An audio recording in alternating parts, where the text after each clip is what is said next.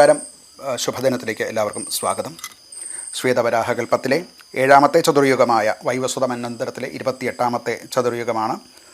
കലിയുഗം തുടങ്ങിയിട്ട് 5126ാമത്തെ വർഷമാണ്. ഇന്ന് കലിദിന സംഖ്യ വരുന്നത് 18,72,472ാമത്തെ ദിവസമാണ്.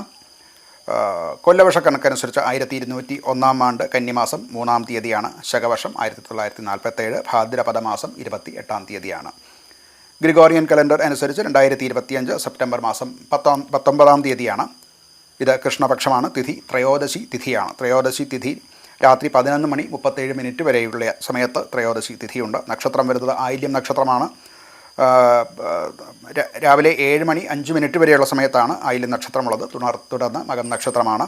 കരണം വരുന്ന ആനകരണമാണ്. 11:27 ഉച്ചയ്ക്ക് വരെയുള്ള സമയത്ത് ആനക്കരണമുണ്ട്. നിത്യയോഗം വരുന്നത് സിദ്ധനാമ നിത്യയോഗമാണ്. അത് 8:41 രാത്രി വരെയുള്ള സമയത്തുണ്ട്. ഞാറ്റുവേല ഉത്രം ഞാറ്റുവേലയാണ്. ശരത്ത് ഋതുവാണ്. ദക്ഷിണ അയനമാണ്. ദിവസം വെള്ളിയാണ്. വെള്ളി ശുക്രൻ്റെ കാലഹോരയിൽ തുടങ്ങുന്ന ദിവസമാണ്.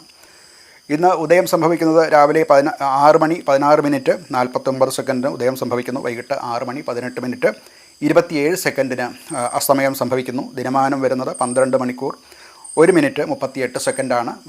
പകലിൻ്റെ ദൈർഘ്യമാണ് ഈ ദിനമാനം എന്ന് പറയുന്നത്. ദോഷകാലങ്ങളാകുന്ന രാഹുകാലം സംഭവിക്കുന്നത് രാവിലെ 10:47 തുടങ്ങി 12:17 വരെയുള്ള സമയത്താണ്.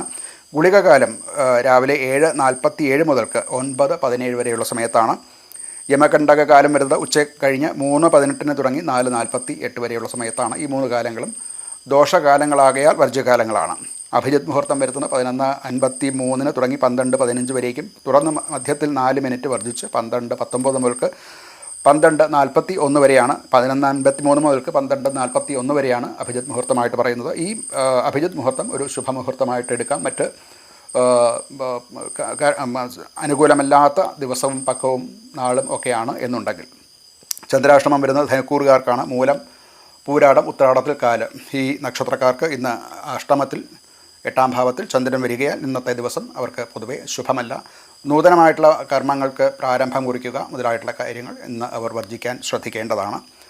ഇന്ന് നക്ഷത്രം വരുന്നത് മകം നക്ഷത്രമാണ്. പിതൃകാര്യം, ജലാശ്രയ സംബന്ധമായിട്ടുള്ള കാര്യങ്ങൾ, അതുപോലെ തന്നെ യുദ്ധം, സാഹസകൃത്യങ്ങൾ, ഇതൊക്കെയാണ് മകം നക്ഷത്രത്തിന് യോജിച്ചതായിട്ടുള്ള ദിവസം. മറ്റ് ശുഭകർമ്മങ്ങൾക്ക് പൊതുവെ അനുകൂലമല്ല. ത്രയോദശി തിഥിയാണ്. ഇത് കൃഷ്ണ ത്രയോദശി ആകയാൽ എല്ലാ ശുഭകർമ്മങ്ങൾക്കും വർജ്യമാണ്.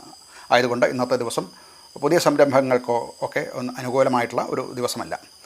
നമസ്കാരം.